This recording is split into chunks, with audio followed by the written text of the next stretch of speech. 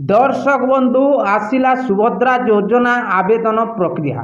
तेबे दर्शक बंधु बीजेपी सरकार जो प्रतिश्रुति देइथिला सुभद्रा योजना को नहीं से योजना रे आपण माने किभली तार लाभ पाई परिबे एवं केमिति आवेदन करिवे, कोन सबु डॉक्यूमेंट लागिबो एवं केउ ठारे जाई आवेदन करि परिबे, केउ माननकु मिलिबो एवं काहाकु मिलिबो नाही, आसंतु जानिबा एही संपूर्ण वीडियो माध्यम रे।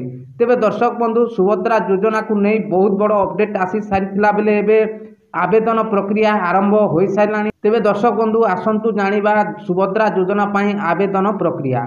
तेबे दर्शक बंधु सुभद्रा योजना पाई केमिति करिवे आवेदन और केउ माने एथुरु पड़िबे बाद।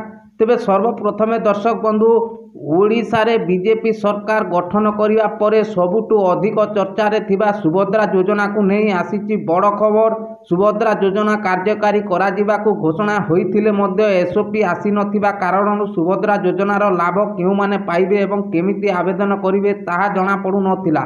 किंतु दर्शक बंधु आज यही समस्यार दूर होइची एवं आज शुक्रवार मुख्यमंत्री मोहन चरण माझी विधानसभा रे एही योजना को नहीं बड़ घोषणा करिसंती दर्शक बंधु।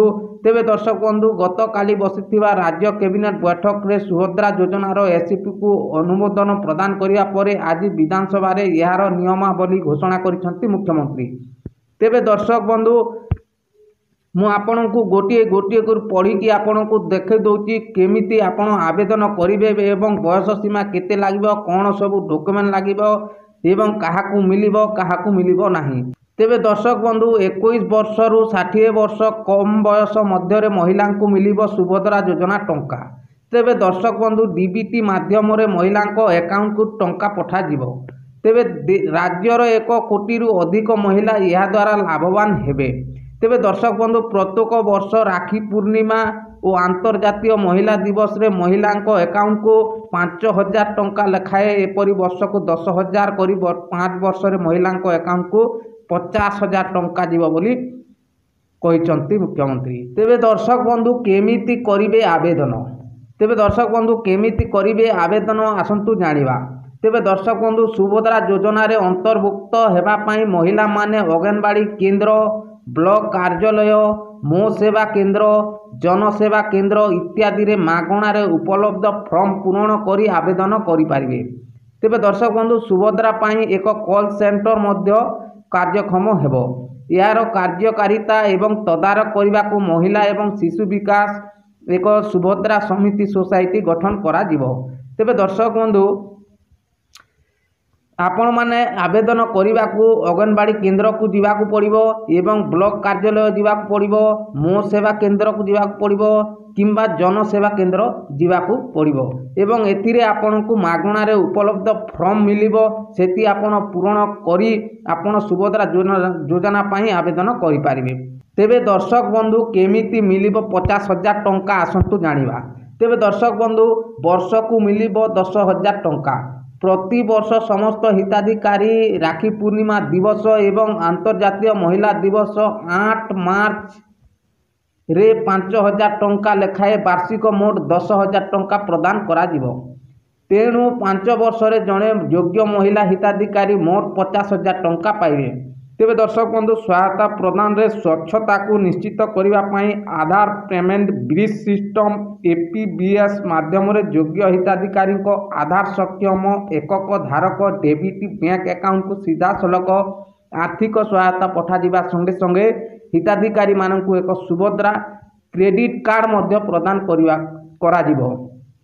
तेबे दर्शक बंधु समस्त सुभद्रा योजना रे आवेदन करिबा महिला माने जेउ माने उपयुक्त अछंती सेमानंको पाई सुभद्रा डेबिट कार्ड मध्य प्रदान करा जिवो बोली घोषणा करिसंती मुख्यमंत्री मोहन चरण माझी।